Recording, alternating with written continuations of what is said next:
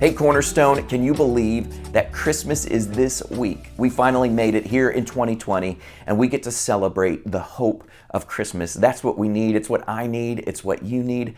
I don't know about you, but I'm excited. Not as excited as my kids are for Christmas, but we're looking forward to celebrating together.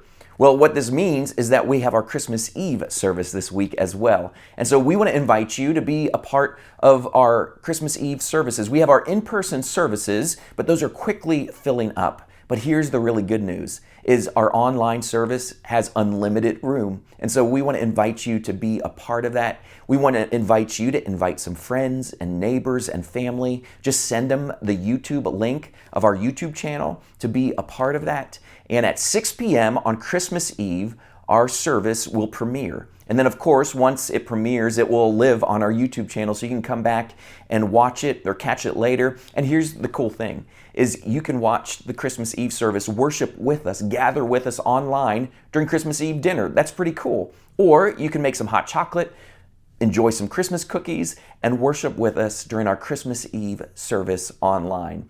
Here's what I know is our team has put a lot of hard work in, and they have done a phenomenal job to create a meaningful service, to lead us in a time of worship.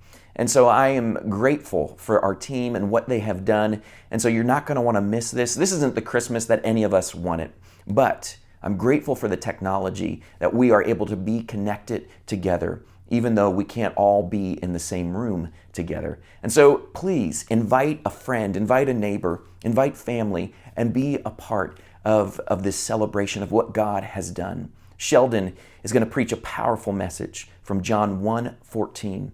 It's in John 1 that John tells us that the Word became flesh and He dwelt among us.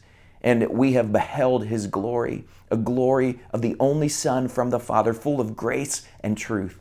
That is good news. That's what I need. That's what you need in this Christmas season, in this year as we conclude 2020. And so don't miss joining us as we celebrate together.